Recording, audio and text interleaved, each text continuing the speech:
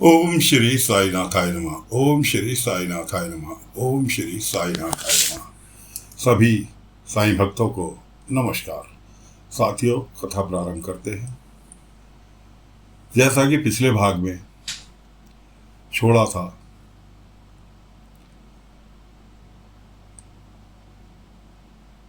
कि बाईजामा सुशीला को लेकर उसके घर छोड़ने गई। सारी रात सुशीला बाबा के पास रही। अब आगे की कथा सुनाते हैं। बाईजामा उसको छोड़कर चली गई। सुशीला ने कहा, साईं ने कहा है कि ये लड़ाई मेरी है और मुझे खुद ही लड़नी है।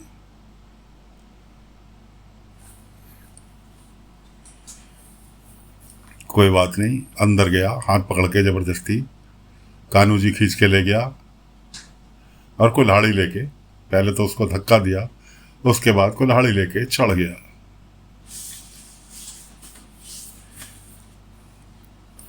अब बाबा ने सुशीला को एक चीज बोली थी कि जब भी कान्हू जी तुम्हें मारने के लिए आए, उससे कहना कि मुझे मार दो, शौक से मार दो, लेकिन पहले मेरी आंखों में नज़रों से नज़रें मिलाओ, आंखों में देखो, उसके बाद तुम्हें जो करना मार दो, मुझे कोई दिक्कत नहीं। अब कान्हू जी जो था उसे मारने के लिए कुल्हाड़ी लेकर चढ़ा,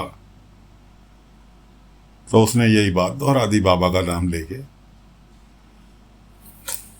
अब कान्हू जी ने जैसे ही उसकी आंखों में देखा तो उसे अपना चेहरा जो है, उसकी आंखों में सुशीला की एक राक्षस का रूप नजर आया। और वो तो डर के भाग लिया वहां से कि जरूर साईं ने कोई काला जादू किया है, क्योंकि वो कुलकर्णी की नौकरी कर रहा था, इसलिए कुलकर्णी की भाषा बोल रहा था कि साईं ने काला जादू कर दिया इसके ऊपर, मुझे अपना चेहरा जो है राक्षस की तरह दिखाई दे रहा है। उसने अपनी माँ की आंखों में देखा, माँ की आंखों में उसको अपना चेहरा राक्षस वाला नजर आया। वो सारी चीज छोड़ के दौड़ता हुआ कुलकर्णी के पास गया कि सरकार मेरी मदद करो। कुलकर्णी ने तो बताया, तेरी मदद करूंगा मैं कहा, सरकार, एक प्रजा के नाते आपके पास आया हूँ, आपके नौकर के नाते नहीं, एक प्रजा के नाते आया हूँ। आप राजा कहलाते हैं ना अपने एक शिरडी के, तो प्रजा के नाते आपके पास आया हूँ, मेरी मदद करो।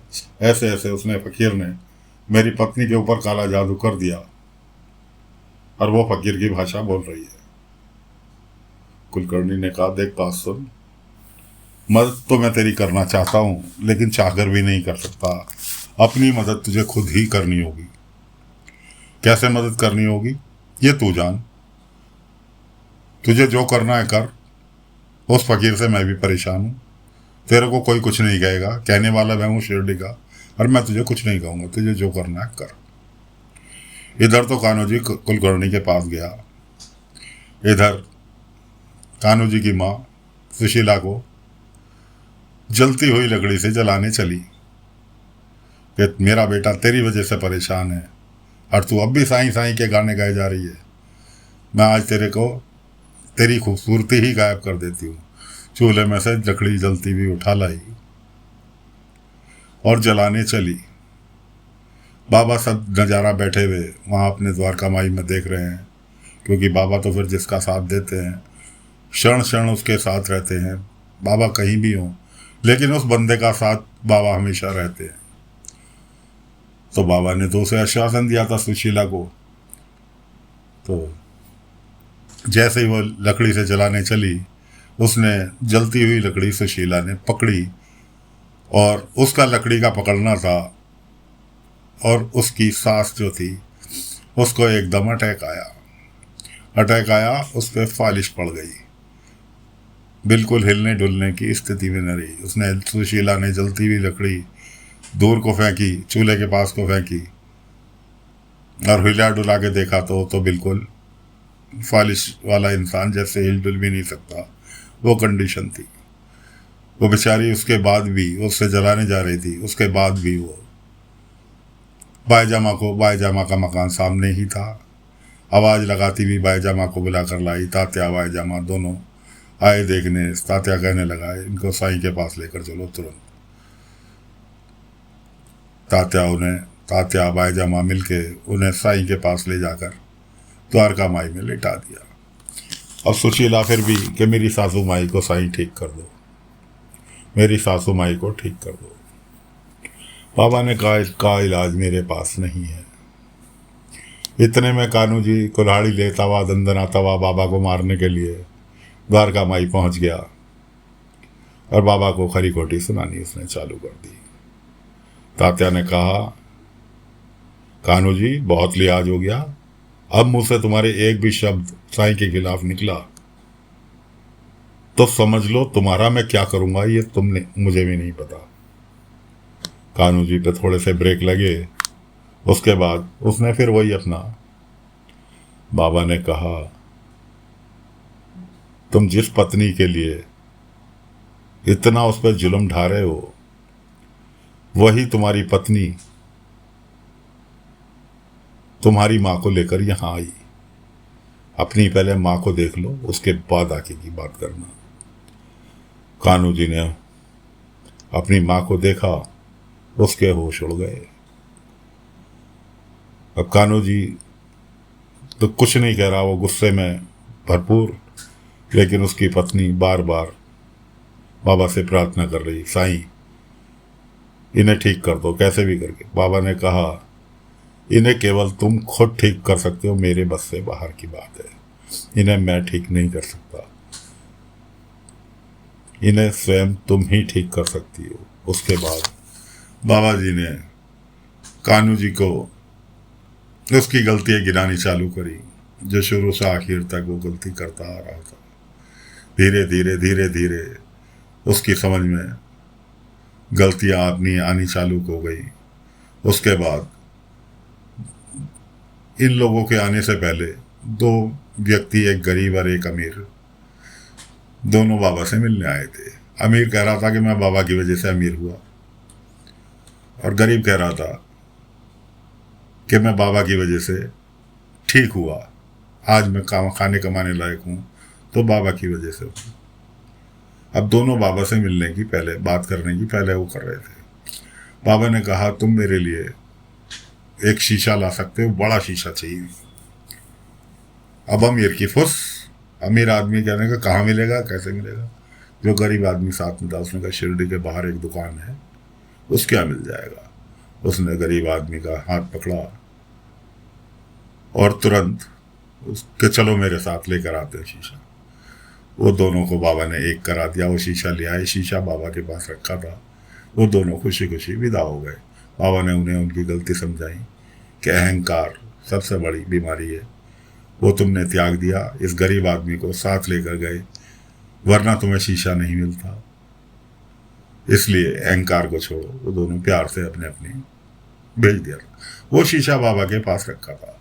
अब कानू जी जब थोड़ा सा ठंडा हुआ, बाबा ने उसे उस शीशा दिखा दिया। उस शीशे में भी उसे वही अपना राक्षस वाला रूप दिखाई दे रहा था, और हर कोई उसके राक्षस के रूप से डर रहा था। बाबा ने कहा ये रूप तुम्हें क्यों दिखाई दे रहा है, क्योंकि तुम राक्षस प्रवृत्ति के बन चुके हो। तुम्हारी पत्नी तुम्हें इतना प्यार करती है, तुम्हारी माँ को इतना प्यार करती है, लेकिन तुम माँ बेटे उसके ऊपर जुल्म पर जुल्म, जुल्म पर जुल्म। अरे तुम कुरूप हो तो तुम्हारी पत्नी का इसमें क्या दोष।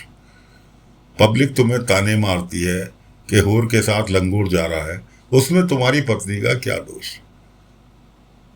पब्लिक से लड़ने की बजाय तुम वो गुस्सा अपनी पत्नी पर उतारते हो, पत्नी को मुंह खोलने नहीं देते। अरे वो मुंह खोल, उस पर क्या, उसने जुल्म है उस पर कि वो खूबसूरत है, तो बल्कि तुम पर एहसान किया तुम्हारे साथ शादी करके उसने, वरना मना कर देती। लेकिन वो तुमसे प्यार करती है इसलिए तुम्हारे साथ शादी की, और तुम्हारे इतना जुल्म होने के बावजूद भी, इतना जुल्म तुम माँ बेटों ने किया उसके बावजूद भी, वो तुम्हारी माँ को यहाँ द्वारका माई लेकर आई। अब केवल तुम ही इन्हें सही कर सकते हो। खैर जी, जैसे तैसे करते बातचीत होते होते उसकी, अब सुशीला तो अपनी सास के पास बैठी थी, बातें तो सुशीला भी की सास भी सारी सुन रही थी। पैरालाइसिस ही तो हुआ था, कान थोड़े बंद हुए थे। अब उसके आंसू, पश्चाताप के आंसू बहने चालू हो गए, और जैसे ही उसके दिल में बहू के प्रति स्नेह जागा, उसके हाथ भी हिलने लगे, यहाँ तक कि वो उठ के भी बैठ गई। बाबा ने उसके पैरालिसिस का असर भी अपनी शक्तियों के द्वारा ख़त्म कर दिया। वो उठ के बैठ गई और अपनी बहू से माफ़ी मांगनी चालू कर दी कि मुझे माफ़ कर दे। बाबा ने उसकी सुशीला की सास को समझाया कि अपने बेटे को समझाओ, तुमने जो गलती करती आ रही हो, तुम्हें आज से बहुत पहले अपने बेटे को समझाना चाहिए था, वरना इनकी गृहस्थी जैसे आज ख़त्म होने की कगार पर है, ये नौबत नहीं आती।